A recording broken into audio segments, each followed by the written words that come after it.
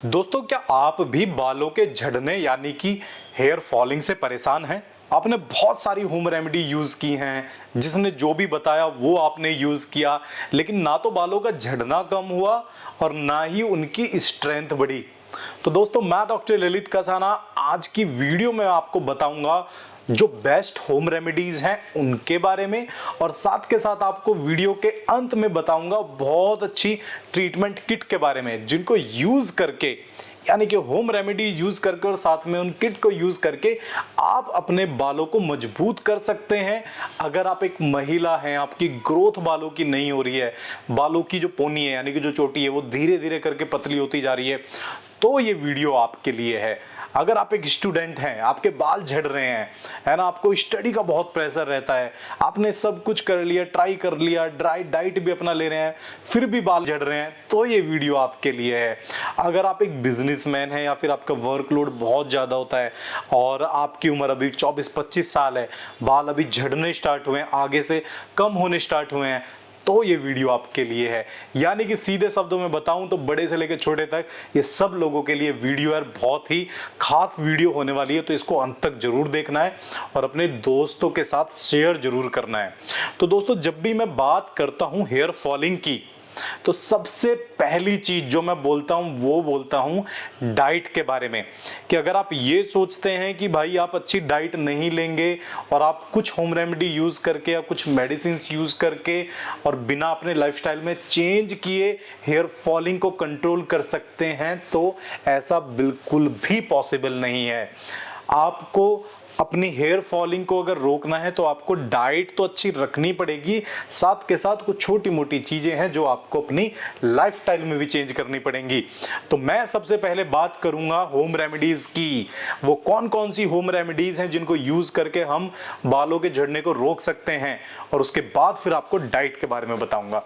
तो दोस्तों, पहली होम रेमेडी जो अच्छे से इफेक्ट करती है वो है प्याज का रस। अब जैसे ही मैंने प्याज का रस बोला होगा तो आपने सोचा होगा कि यार, आपके मन में भी आ गया होगा, जब भी हम कभी होम रेमेडी की बात करते हैं ना, तो सबसे पहली चीज जो मन में आती है वो सिर्फ ऑनियन जूस या फिर प्याज का रस ही आता है। अब ऐसा क्यों आता है? ऐसा इसलिए आता है कि आप कभी भी ऑनलाइन कुछ भी सर्च करोगे तो प्याज के रस को तो ऐसा बना दिया कि भाई बिल्कुल इससे ज्यादा अच्छी कोई चीज ही नहीं है। मतलब आप भी ये सोचोगे कि प्याज का रस एकदम अगर मैं बालों में लगाऊंगा तो बाल का झड़ना एकदम बंद हो जाएगा। नहीं, ऐसा नहीं है। बट फिर भी प्याज का रस जो है वो बालों की रूट को थोड़ा सा स्ट्रॉन्ग करता है और फॉलिंग को भी कम करता है। अब इसके पीछे कारण क्या है भाई? ये तो आपने जरूर सोचा होगा कि भैया प्याज का रस जो है वो उस तरह से वर्क करेगा, बट वो वर्क करता क्यों है उसके बारे में मैं आपको बताऊंगा। क्योंकि प्याज के रस के अंदर होता है सल्फर, और वो काफी मात्रा में होता है, यानी कि किसी और चीज में इतना ज्यादा सल्फर मात्रा में नहीं होगा। और दूसरा, उसकी जो प्रॉपर्टी है ना, आपने जब देखा होगा कभी हम प्याज काटते भी हैं तो प्याज कट करने पे भी आपकी आंखों से आंसू आने लगते हैं, है ना, क्योंकि उसकी एक नेचर है, वो इरिटेट, मतलब एक सिंपल भाषा में बताऊं कि वो इरिटेट करती है ना थोड़ा सा। कहीं भी आप प्याज खाएंगे भी, जब भी आपको इरिटेशन फील होगी, तो उसका एक पर्पज ये भी है कि जब आप प्याज रस को लगाते हैं तो वो डीप पेनिट्रेट करके वहां का ब्लड फ्लो जो है, ब्लड सर्कुलेशन को इंक्रीज करती है, और साथ के साथ उसके अंदर जो सल्फर कंटेंट है वो सारे के सारे हमारी रीग्रोथ में भी कहीं ना कहीं हेल्प करते हैं। तो इसीलिए वो आप लगा सकते हैं, बशर्ते कि उसकी स्मेल आपको अगर पसंद है तो। क्योंकि जब नेचुरली आप लगाएंगे तो कोई ऐसी इजीली जाने वाली स्मेल नहीं है, वो सर में रहती है। ये अपने आप में एक बहुत बड़ा टास्क है, बट फिर भी आप ऑनियन जूस यूज कर सकते हैं। ऐसा जरूर हो सकता है कि किसी को इफेक्ट ना मिले, किसी को थोड़ा सा कम इफेक्ट मिले, बट हाँ, उसका कोई साइड इफेक्ट भी नहीं होगा और उसको आप यूज कर सकते हैं। इसके बाद नंबर 2 आएगा मेथी दाना। मेथी दाना भी अपने आप में एक बहुत अच्छी रेमेडी है बालों को रोकने के लिए। उसको आपको क्या करना है, मेथी दाने को थोड़ा सा भिगो के आप रख दीजिएगा, उसके बाद उसका आप पेस्ट बनाइए, जिसको आप अच्छे से बालों में जो यूज कर सकते हैं।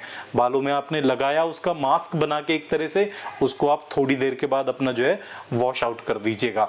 और इसी चीज से, मास्क से याद आया कि अगर आपके बाल ड्राई रहते हैं, अगर बालों में बहुत ज्यादा रूखापन है, तो बनाना मास्क बहुत अच्छे से वर्क करता है और इसको बनाना बहुत आसान है। बनाना को बनाना बहुत आसान है। तो कैसे बनाना है बनाना को? तो बनाना को ऐसे बनाना है कि आपको क्या करना है, आपको केले लेने हैं जो बनाना है, और केले को आपको जो है अपना पूरा उसका जो है पेस्ट बनाया अच्छे से और उसको आपने अप्लाई कर लिया।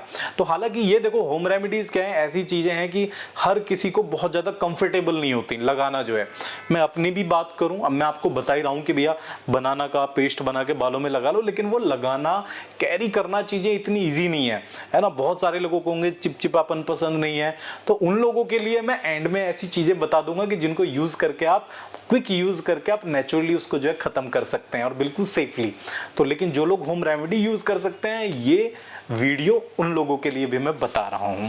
तो 3 चीजें मैंने आपको बता दी। बनाना पेस्ट को भी ऐसे ही करना है, आपको लगा के थोड़ी देर के लिए छोड़ना है और उसके बाद वॉश आउट कर देना है। अब जब भी हम बात करते हैं रीग्रोथ की, तो आपके मन में एक डाउट आता होगा, डाउट का एक क्वेश्चन आता होगा कि भाई अगर बालों की ग्रोथ की बात हो रही है और अगर अच्छे एक ऑयल की बात ना हो तो फिर सारा बताना ही बेकार है। क्योंकि अब एक इंडियन ट्रेडिशन के हिसाब से जब तक बालों में प्रॉपर मसाज ना हो, जब तक एक बहुत अच्छे से एक कहेंगे कि प्रॉपर चंपी ना हो, जब तक वो सेटिस्फैक्शन सा नहीं आता है, और उसके लिए जरूरी है अच्छा एक मसाज ऑयल होना।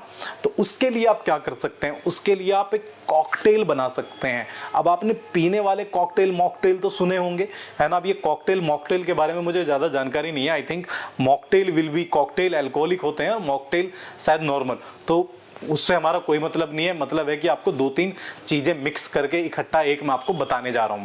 आपको क्या करना है, आपको लेना है तिल का तेल, और तिल का तेल ग्रोथ के लिए बहुत अच्छा होता है।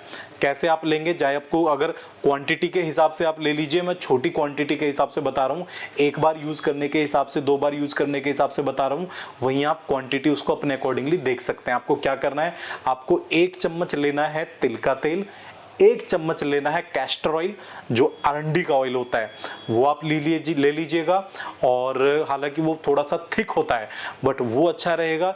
इसके साथ आप 1 स्पून ले लीजिएगा ऑलिव ऑयल, और उसके साथ कम से कम भी 3 से 4 स्पून आप मिला लीजिएगा जो हमारा कोकोनट ऑयल। अगर आपको थोड़ा सा थिक पसंद है तो कोकोनट ऑयल भी आप 1 स्पून ही रख सकते हैं। जैसे मैं पर्सनली बहुत मतलब माइल्ड ऑयल हल्का सा लगाना पसंद करता हूँ, यानी कि जो थिक ना हो ऑयल, ज्यादा चिपचिपा ना हो, इसीलिए मैं उसमें ज्यादा थोड़ी क्वांटिटी कोकोनट ऑयल की मिला लेता हूं, और ये मैं खुद भी यूज करता हूं। तो इन चीजों को आपने मिक्स करना है आपस में, और उसके बाद आप अच्छे से उसकी मसाज कर सकते हैं नहाने से पहले, और उसके बाद उसको वॉश आउट कर सकते हैं। तो आपको बहुत अच्छे इसके इफेक्ट मिलेंगे।